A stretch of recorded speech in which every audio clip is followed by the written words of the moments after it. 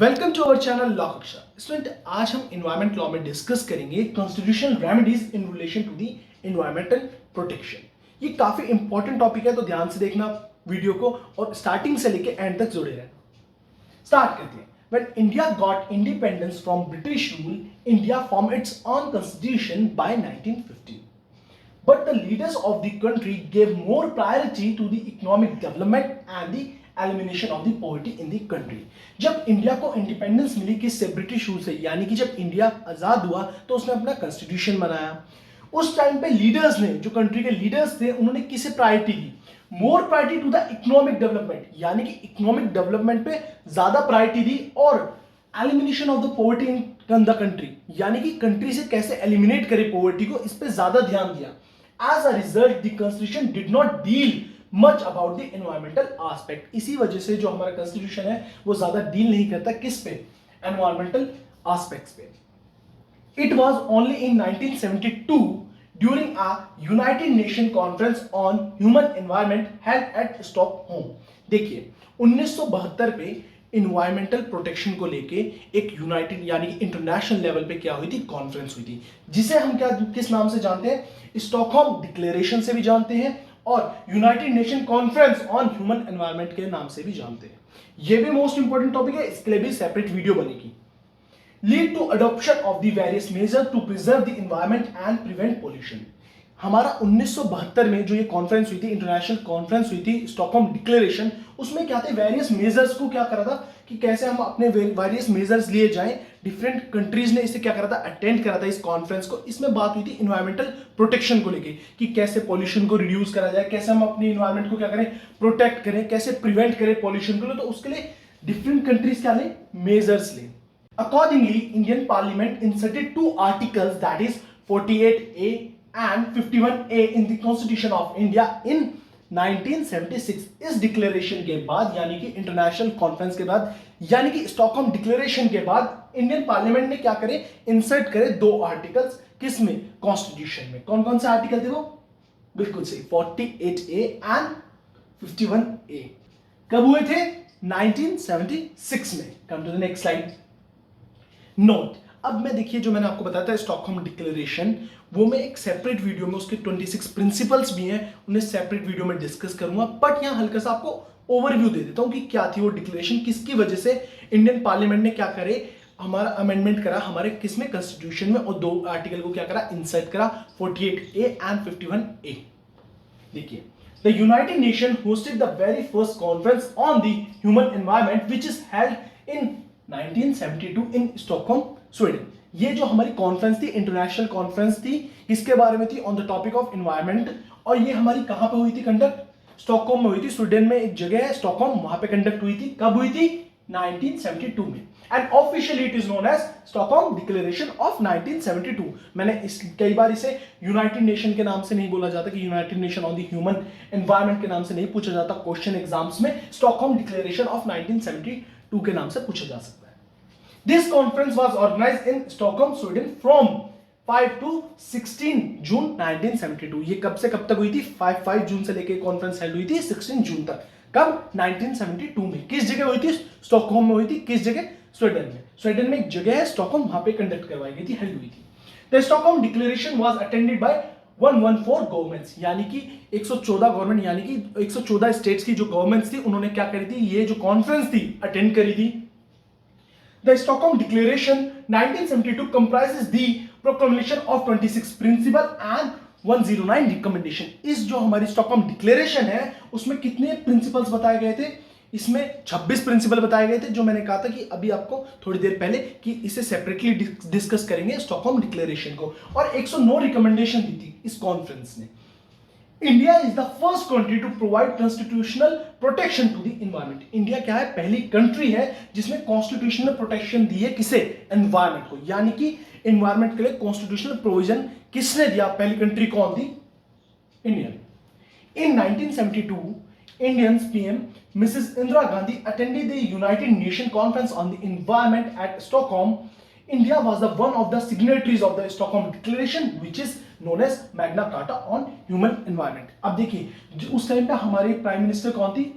बिल्कुल सही, इंदिरा गांधी। उन्होंने भी क्या करा था, मिसेस इंदिरा गांधी ने भी क्या करी थी, कॉन्फ्रेंस 1972 में स्टॉकहोम में क्या करी थी, अटेंड करी थी।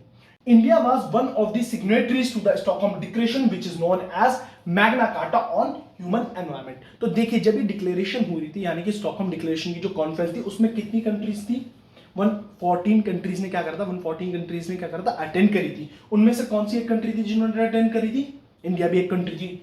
हमारे इंडिया को रिप्रेजेंट यानी कि हमारे इंडिया की तरफ से कौन गया था, prime minister Mrs Indira Gandhi ने क्या करी थी, इस कॉन्फ्रेंस को यानी कि स्टॉकहोम डिक्लेरेशन को क्या करा था, अटेंड करा था।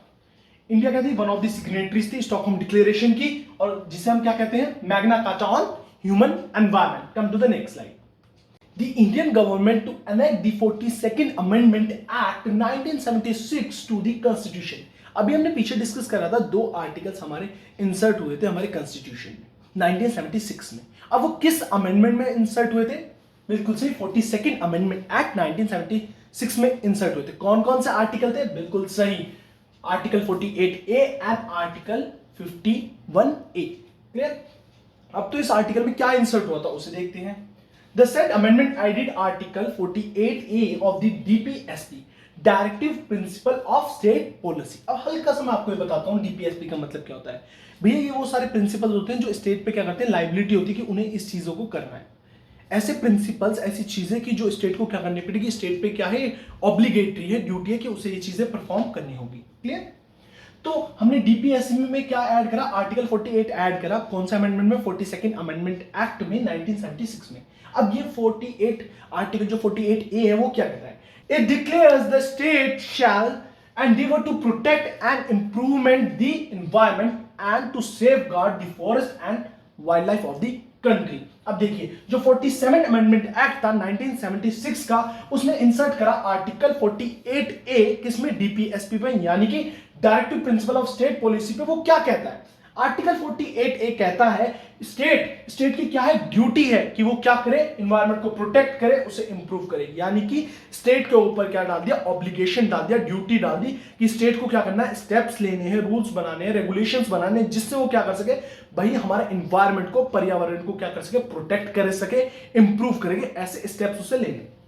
Similar responsibility imposed upon every citizen in the form of fundamental duty। अब देखिए according to the article 48A की स्टेट की ड्यूटी है कि वो क्या करे, ऐसे लॉज ले, ऐसे स्टेप्स बनाए, ऐसे रेगुलेशंस बनाए, जिससे वो क्या करे, एनवायरनमेंट को प्रोटेक्ट करे और क्या करे भैया, एनवायरनमेंट को क्या करे, इंप्रूव करे। तो वैसे ही सिमिलर रिस्पॉन्सिबिलिटी किसके ऊपर इंपोज कर दी गई है, हर सिटीजन पे, यानी कि हर नागरिक के ऊपर इंडिया के क्या कर दी गई, इंपोज कर दी गई है in the form of fundamental duty. अब किस आर्टिकल में दिए ये रिस्पॉन्सिबिलिटी, हर सिटीजन को क्या करना है, प्रोटेक्ट करना है, इंप्रूव करना है एनवायरनमेंट को, किस आर्टिकल में दी गई है, जैसा कि मैंने आपको बताया था 42nd अमेंडमेंट एक्ट में दो आर्टिकल इंसर्ट हुए हैं। हमने 48 डिस्कस कर लिया, 48A। आर्टिकल 50A जी में कहा गया कि ये हर सिटीजन की क्या है, ड्यूटी है। रीड आउट कहते हैं, state that it shall be the duty of every citizen to protect and improve the natural environment. की क्या, प्रत्येक नागरिक की क्या है, ड्यूटी है कि वो एनवायरनमेंट को क्या करे, नेचुरल एनवायरनमेंट को क्या करे, प्रोटेक्ट करे, उसे इंप्रूव करे। यानी कि स्टेट की तो ड्यूटी है एनवायरनमेंट को प्रोटेक्ट करने की, भाई एवरी सिटीजन यानी कि हर नागरिक की भी ड्यूटी है कि वो एनवायरनमेंट को यार पॉल्यूट ना करे, उसे हार्म ना पहुंचाए, उसे प्रोटेक्ट करे, उसे इंप्रूव करे। This part was added on the recommendation of Swaran Singh committee. जो आर्टिकल 51A(G) है वो हमारा इंसर्ट हुआ था कॉन्स्टिट्यूशन में किसकी रिकमेंडेशन से, added on the recommendation of Swaran Singh committee, यानी कि स्वरण सिंह कमेटी की रिकमेंडेशन की वजह से ये आर्टिकल हमारा एड ऑन करा गया था, इंसर्ट करा गया था हमारे कॉन्स्टिट्यूशन में through 42nd Amendment Act 1976. MC Mehta versus Union of India held that under Article 51A(G), it is the duty of the central government to introduce compulsory teaching lessons at least for 1 hour in a week on protection and improvement of natural environment in the all the educational institution. यानी कि MC Mehta versus union of India के case में held हुआ था कि जो हमारा article है, आर्टिकल 51A(G), उसमें क्या है, सेंट्रल गवर्नमेंट की क्या है, ड्यूटी है कि सेंट्रल गवर्नमेंट क्या करे, इंट्रोड्यूस करे, किस चीज को इंट्रोड्यूस करे, कि सारे के सारे एजुकेशनल इंस्टीट्यूशन में क्या हो, कंपल्सरी टीचिंग हो, लेसन हो। किस चीज के लेसन हो, देखिए protection and improvement of natural environment के ऊपर 1 hour इन अ वीक, यानी कि एक वीक में कम से कम 1 घंटा भैया स्टूडेंट्स को सारे एजुकेशनल इंस्टीट्यूशन में क्या एक हफ्ते में 1 घंटा जरूर पढ़ाया जाए। किसके बारे में? Protection and improvement of natural environment के बारे में। ये किसकी ड्यूटी है? सेंट्रल गवर्नमेंट की। ये किस केस में हेल्ड हुआ था? MC Mehta versus union of India में। देखिए मैं अपने बेस्ट टू बेस्ट एफर्ट्स देता हूं केस मेंशन करके समझाने के लिए कि स्टूडेंट्स को ज्यादा से ज्यादा बेनिफिट्स मिले, उन्हें मेरे पढ़ाने का तरीका जरूर समझ आए। जब मैं एक ही चीज को बार बार रिपीट करता हूं तो उससे ये कि स्टूडेंट जब सुनता है तो कोई ना कोई चीज उसके दिमाग में स्ट्राइक कर जाती है कि सर ने 3-4 बार पढ़ाया, उसने 2 बार भी वीडियो देखी तो उसे स्ट्राइक कर जाएगी। तो मेरे एफर्ट्स अच्छे लगे तो प्लीज वीडियोस को लाइक और शेयर करा करें। Come to the next slide. In L.K. Kowal versus State of Rajasthan, a simple writ petition by the citizen of Jaipur compelled the municipal authorities to provide adequate sanitation. The court observed that when every citizen owns a constitutional duty to protect the environment under the Article 51A(g) of the Constitution, the citizen must be entitled to enlist the court's aid in enforcing that duty against recalcitrant state agency. The court gave the administration 6 months to clean up the entire city and dismiss the plea of lack of funds and staff. देखिए हमारा LK Koolwal versus state of Rajasthan के case में क्या held हुआ था। देखिए जो citizen of Jaipur थे उन्होंने क्या करी थी? रिट पिटीशन क्या करी थी? फाइल करी थी अगेंस्ट म्युनिसिपल अथॉरिटीज के कि म्युनिसिपल अथॉरिटीज क्या करे भैया, प्रॉपर उन्हें एडुकेट सैनिटेशन दे, मतलब यानी कि साफ सफाई दे। तो कोर्ट ने क्या कहा? कोर्ट ने ऑब्जर्व करा कि अगर हम बात करें आर्टिकल 51A(g) के बारे में तो प्रत्येक नागरिक की यानी कि एवरी सिटीजन की क्या ड्यूटी है कि वो एनवायरनमेंट को क्या करे? प्रोटेक्ट करे और क्या करे? इंप्रूव करे। तो यहीं इसके अंदर इसी आर्टिकल के अंदर मतलब आर्टिकल 51A(g) के अंदर ये एक इंक्लूसिव राइट भी है उनका कि वो क्या करें अगर उनको स्टेट एजेंसी क्या कर रही है इस राइट में प्रोटेक्ट या बेनिफिट नहीं दे रही है। फॉर एन एग्जांपल की म्युनिसिपैलिटीज क्या कर रही है, अथॉरिटीज क्या कर रही है, उन्हें प्रॉपर सैनिटेशन नहीं दे रही है तो उनके पास राइट है कि वो कोर्ट में क्या कर सकते हैं? स्यू कर सकते हैं। इस चीज को देखते हुए कोर्ट ने क्या ऑर्डर दिया? The court give the administration 6 month to clean up the entire city, यानी कि म्युनिसिपैलिटी अथॉरिटीज को कहा गया कि 6 महीने के अंदर अंदर आपको एंटायर सिटी को क्या करना है? क्लीन करना है और डिसमिस कर दी plea of lack of funds and staff, क्योंकि अगेंस्ट में जो म्युनिसिपैलिटी अथॉरिटीज थी उन्होंने कहा था कि हमारे पास फंड्स नहीं है, स्टाफ नहीं है, इसलिए हम प्रॉपर सैनिटेशन प्रोवाइड नहीं कर पा रहे सिटीजंस ऑफ द जयपुर को। तो कोर्ट ने क्या करा? इसके ये जो प्ली करी गई थी lack of funds and staff उसे क्या कर दिया? डिसमिस कर दिया और उनको क्या कह दिया कि 6 महीने के अंदर अंदर पूरी एंटायर सिटी को आपको क्या करना है? क्लीन करना है। किसे ऑर्डर दे दिया था? म्युनिसिपैलिटी अथॉरिटीज को। Clear? MC Mehta versus union of India and others AIR 1997 supreme court 734 writ petition 1984 ताश ट्रैपेजियम केस। अब देखिए जो हम MC Mehta versus union of India का केस डिस्कस करने जा रहे हैं, कभी भी आप MC Mehta versus union of India को केस को आप मेंशन करेंगे तो जरूर जरूर जरूर ध्यान रखें, ईयर जरूर लिखें, क्योंकि आप पता चल जाएगा हमारे एग्जामिनर को आप कौन से केस के बारे में बता रहे हैं। जैसा कि एमसी मेहता वर्सेस और यूनियन ऑफ इंडिया का आपने पहले भी केस पढ़े और आगे भी कई केस डिस्कस करेंगे। अगर ईयर पता होता है या आप ईयर मेंशन करते तो पता चलता है एग्जामिनर को आप कौन सा केस डिस्कस करें। अगर हो सके तो प्रॉपर साइटेशन लिखें, जैसे MC Mehta versus union of India and others AIR 1997 supreme court 734 writ petition 1984 ताश ट्रैपेजियम केस। अब जो MC Mehta versus of union of India का केस है 1997 का, ये किस नाम से जाना जाता है, किस नाम से फेमस है केस? ताश ट्रैपेजियम केस के नाम से ये केस फेमस है। इस केस में क्या हुआ था? सुप्रीम कोर्ट ने क्या जजमेंट दी? क्या ये केस ताज के बारे में? देखते हैं। The Supreme Court instructed the coal and coke industry that surrounded Taj Mahal should take alternative measures or else they should shift their industry to some other place। देखिए जो ताजमहल है, ताजमहल के पास कुछ फैक्ट्रीज थी, इंडस्ट्रीज थी जो क्या कर रही थी? टॉक्सिक गैस रिलीज कर रही थी। तो भैया सुप्रीम कोर्ट ने ऑर्डर दिया कि फैक्ट्रीज को क्या कर दिया जाए? तो मेजर्स लिए जाए, नहीं तो आप अपनी फैक्ट्रीज को भैया शिफ्ट करो ताजमहल के से अलग, यानी कि ताजमहल के पास कोई भी फैक्ट्रीज इंडस्ट्रीज नहीं स्टैब्लिश होंगी, जो है वो भी क्या हो? शिफ्ट करी जाए। अब क्यों शिफ्ट करी जाए भैया ताजमहल के पास से factories? This measure was taken as a result of change in the colour of India's famous tourist destination Taj Mahal. जो इंडिया की बहुत फेमस टूरिस्ट डेस्टिनेशन है ताजमहल, उसका कलर चेंज हो रहा था। यानी कि जो ताजमहल है इन गैसेस की वजह से, पॉल्यूशन की वजह से क्या पड़ रहा था, पीला पड़ रहा था। तो इस रीजन की वजह से सुप्रीम कोर्ट ने किया ऑर्डर दिया कि जो फैक्ट्रीज है उन्हें क्या कर दिया जाए, शिफ्ट कर दिया जाए, इंडस्ट्रीज को शिफ्ट कर दिया जाए टू सम अदर प्लेस.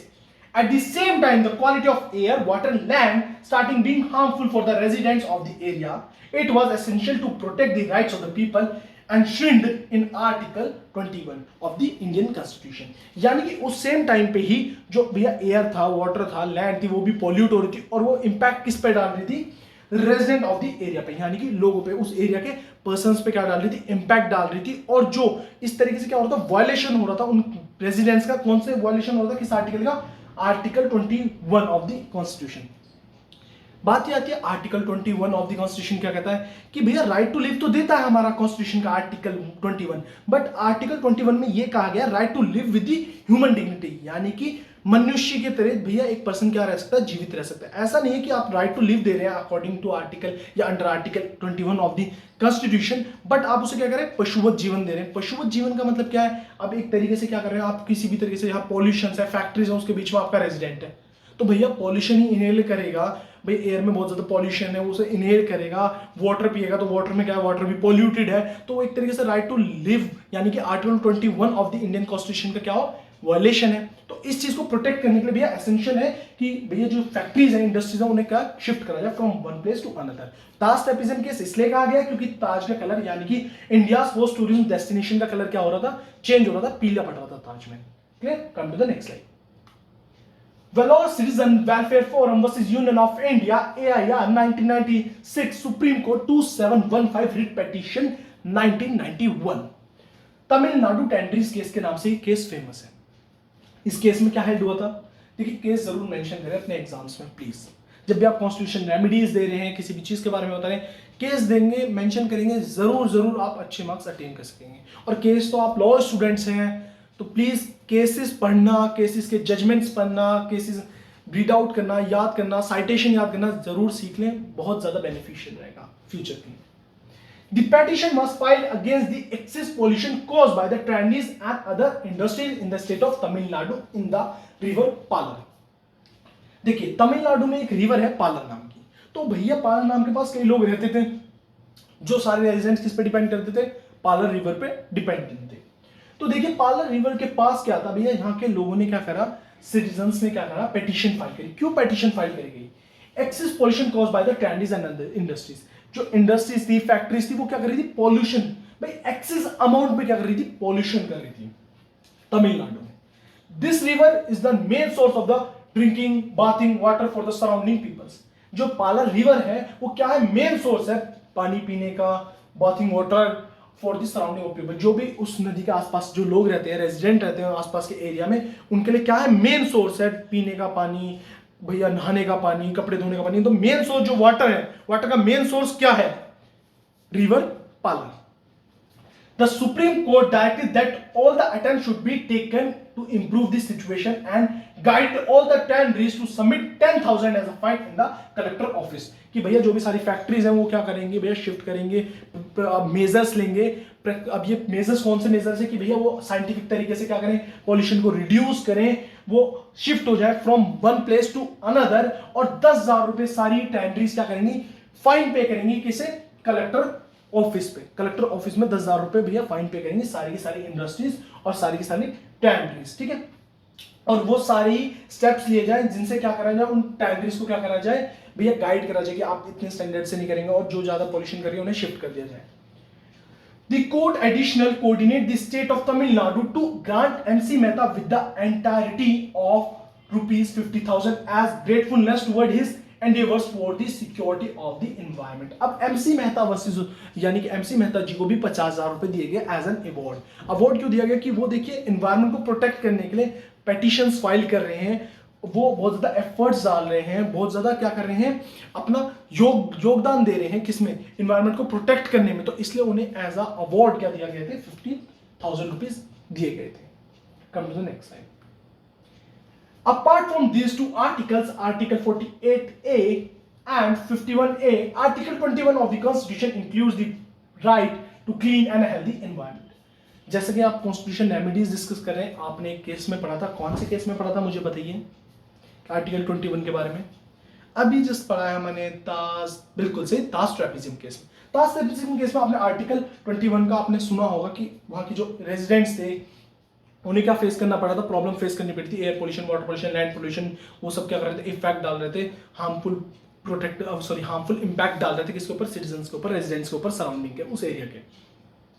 तो देखिए जो आर्टिकल 21 है वो क्या कहता है, 21 article 21 of the constitution, no person shall be deprived of his life and personal liberty except according to the procedure established by law.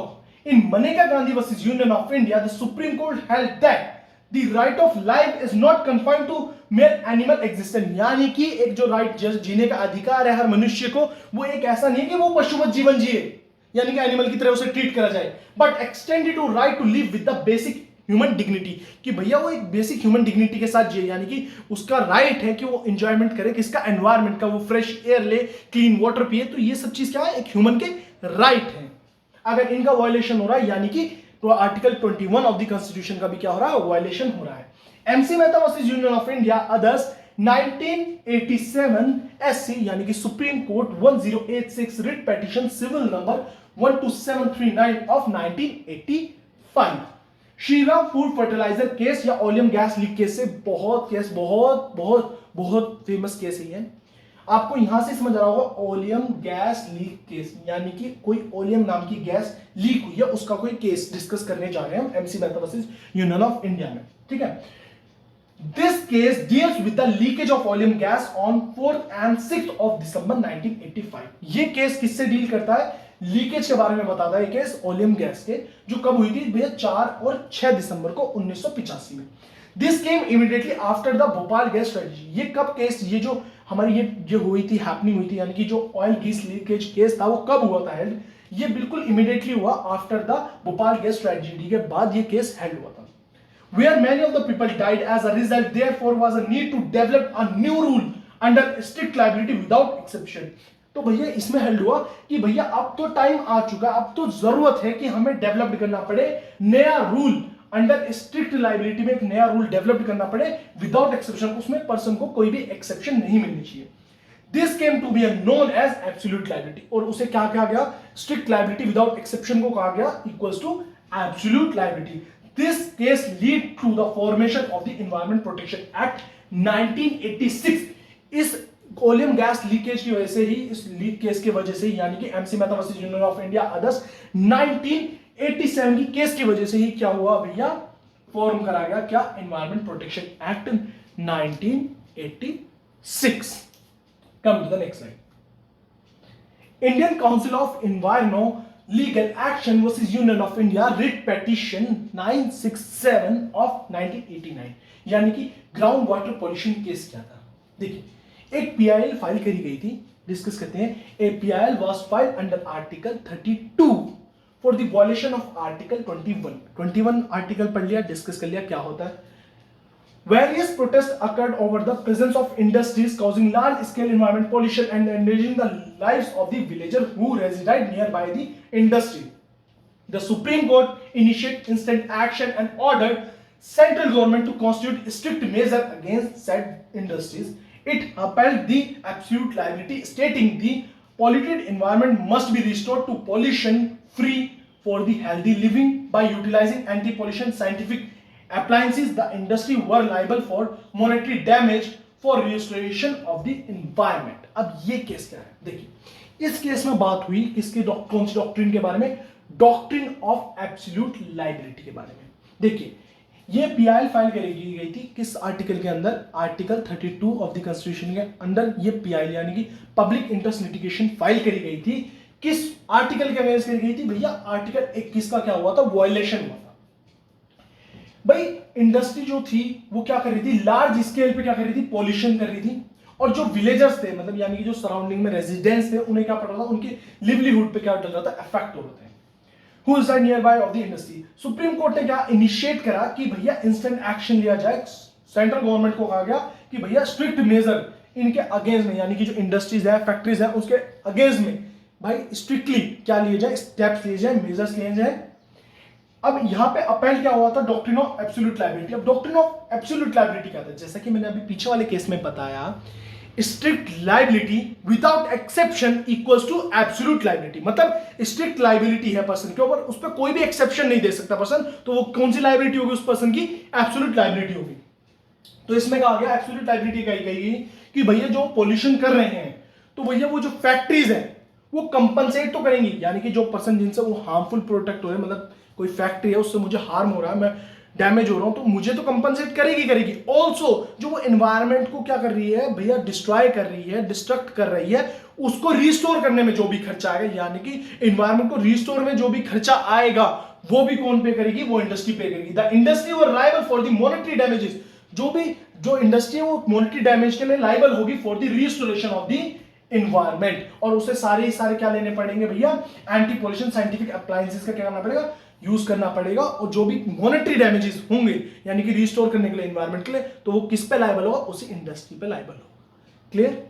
Hopefully आपको constitution remedies towards the environment protection topic proper clear हो, जो मैंने articles discuss करे हैं, यानी कि article 48A, article 51AG, article 21 of the constitution, article 32, article 226, PIL, सारे landmark judgments आपको सारे के सारे क्लियर हो। अगर अब भी कोई डाउट है, कोई प्रॉब्लम है, कोई केस समझ नहीं आया, या कोई और केस है जो मैंने मेंशन नहीं करा उसे आपको समझना है, तो आप मुझे विदाउट हेजिटेट मेरे इंस्टाग्राम अकाउंट शुभम_2 लिंक डिस्क्रिप्शन में DM कर सकते हैं। मेरी वीडियोस अच्छी लग रही है, मेरा पढ़ाने का तरीका अच्छा लग रहा है, मेरे नोट्स अच्छे लग रहे हैं, मेरे एफर्ट्स आपको अच्छे लग रहे हैं, तो प्लीज मेरी वीडियोस के साथ साथ लाइक करें, शेयर करें, subscribe my channel and also press bell icon for the new videos. Thank you so much guys.